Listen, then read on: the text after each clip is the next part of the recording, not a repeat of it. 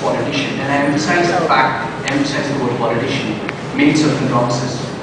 A group of people, our forefathers, came together and framed a constitution, the first few lines of which read, "We the people solemnly resolve to constitute India into a sovereign, socialist, secular, democratic republic."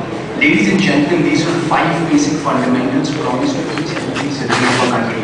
And in a few minutes from now, I'm going to tell you how. Forget about these promises being fulfilled in a single-party system. It is actually deteriorating the situation in our country today, and how coalition government time and again has come to a rescue, and is definitely the way to look ahead. Let me move on to the first promise, ladies and gentlemen: democracy. What do we mean by democracy? Democracy has given us an opportunity, like common people like you and me, to vote and choose our own representatives whom we vote. Ladies and gentlemen, a very simple question: do you believe that we have attained true democracy? One of my opponents mentioned about 1975, and rightly so. Who was the Prime Minister then? Mrs. Indira Gandhi. What did she do? She called a national emergency without the consent of any other politician in the country at that point in time. And why did she do that? To protect her chair.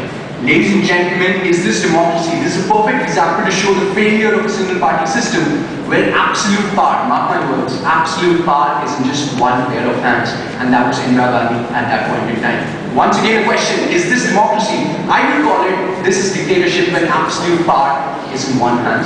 Ladies and gentlemen, had there been a coalition government at that point in time, the consent had to be agreed upon by not one leader, by not Mrs. Indira Gandhi, but many people.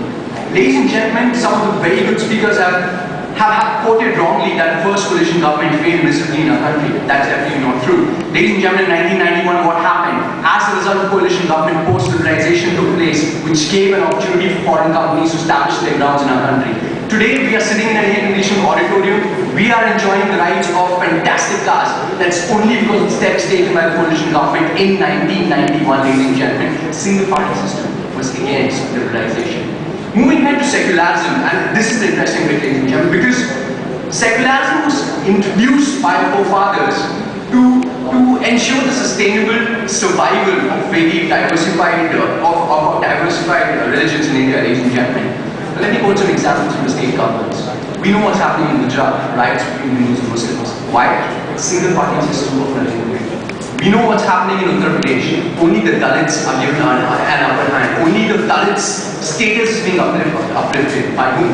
By Mayawati, because of the single-party system. Ladies and gentlemen, a speaker gave a quote: why do we have a divide between the North and South? It's because of Narendra Modi's, it's because of Mayawatis who support their constituencies to save the vote bank because of caste and religious controversies, ladies and gentlemen. Who is in power today? UPA is in power today, ladies and gentlemen, and it has done its bit to ensure a united India, and hence coalition is the way to look ahead. Ladies and gentlemen, let me talk to you about the sovereignty of our nation. How important is sovereignty to a country like India? Sovereignty defines how respected our country is at the international front, and I'll tell you how respected it was under a single-party rule. We know Pakistan is our immediate neighbor. We know how Pakistan thinks about us. Pakistan can attack us at any point in time, but if we want to revolt and attack, we have to take permission from the so-called United States of America. And if US says, no, you can't, we cannot afford to do anything but sit back and listen to them.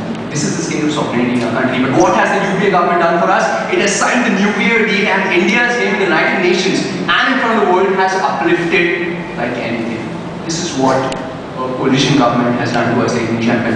To move ahead, there was a speaker who said if 100 people are in the house from different political parties, they're not going to promote the nation, they're going to promote their houses.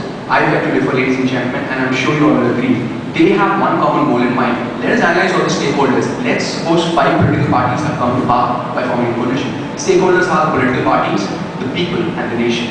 Political parties, everyone is benefited because all 5 are in power, all 5 get a say to frame decisions in our country. Second stakeholder is the people. Since the leaders are happy, there are no controversies at the top. The leaders, the people's benefit is ensured, so people are happy. And once again, the nation, ladies and gentlemen, through coalition, we are actually guaranteeing the survival of our leaders, the people, and hence the nation will move ahead. Thank you.